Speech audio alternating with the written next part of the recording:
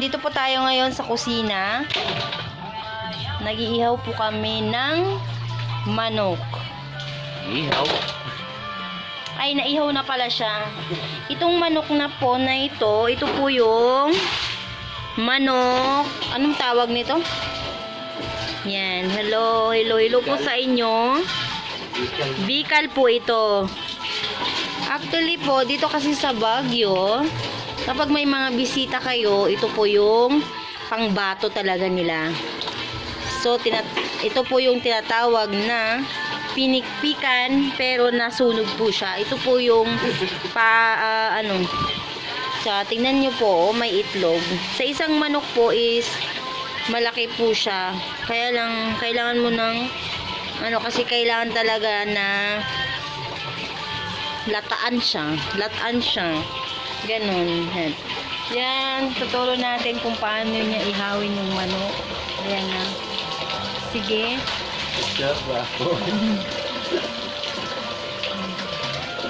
Yung kasama ko is si Jemson. Siya po yung veteranong taga-ihaw ng manok.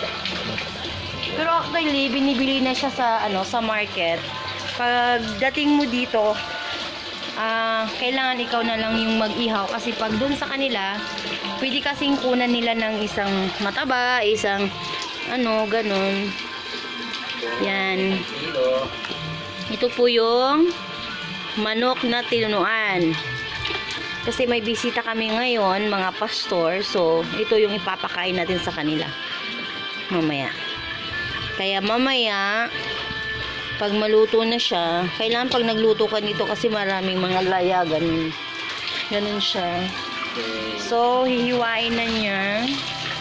Hiwa na lang. Yan, kawawa yung manok na double dead na siya, as in. Kaya titik-check ko muna.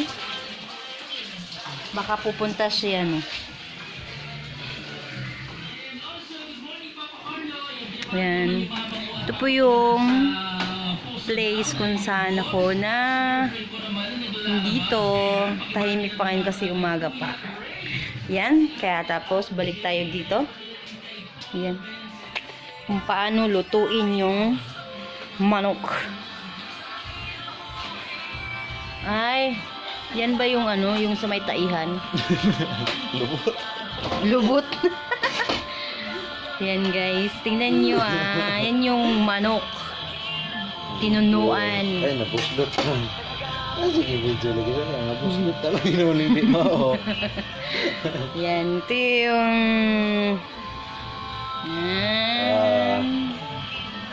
Mga nila yung pagkaon, buslot na, yatay. kawawa yung manok, diba? Double dead siya. Yan. Mamaya, papakita ko sa inyo yung niya. Yan, may patatas tayo dito guys, kasi alam nyo naman yung Baguio. Maraming patatas, mura ngayon kasi wala nang mga bumibili masyado.